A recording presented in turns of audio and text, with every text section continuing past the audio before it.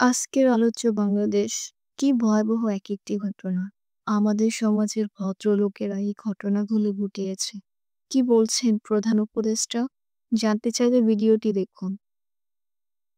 প্রধান উপদেষ্টা অধ্যক্ষ মোহাম্মদ ইউনূসের কাছে দ্বিতীয় অন্তর্বর্তী প্রতিবেদন জমা দিয়েছে গুম সংক্রান্ত তদন্ত কমিশন।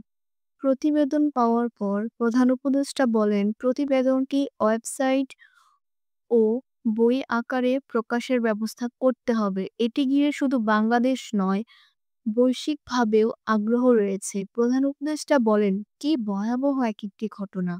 আমাদের সমাজের ভদ্রলোকেরা, আমাদের আত্মীয় পরিজনেরা এই ঘটনাগুলো ঘটিয়েছে। আপনারা যা, যা কিছু পেয়েছেন তার ভিত্তিতে একেকটি হরণ মিউজিয়াম হওয়া উচিত। গা শিউরে ওঠার মতো ঘটনা।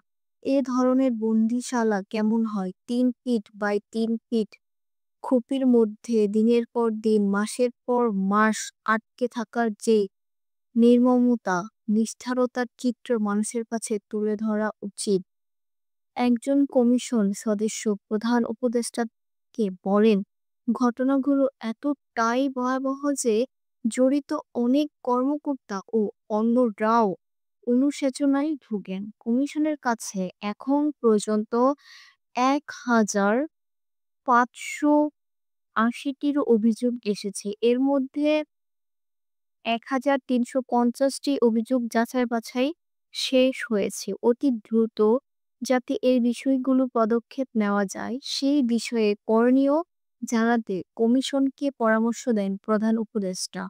কমিশন সদস্যদের ধন্যবাদ জানিয়ে প্রধান উপদেষ্টা বলেন, আপনারা ভয়ভীতি, নানা রকম হুমকি-ধমকি উপেক্ষা করে কাজ করে যাচ্ছেন।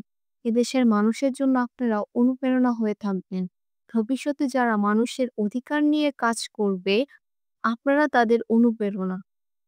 আপনারও কি তাই মনে হচ্ছে? তাহলে কমেন্টে জানিয়ে দিন আপনার নেতার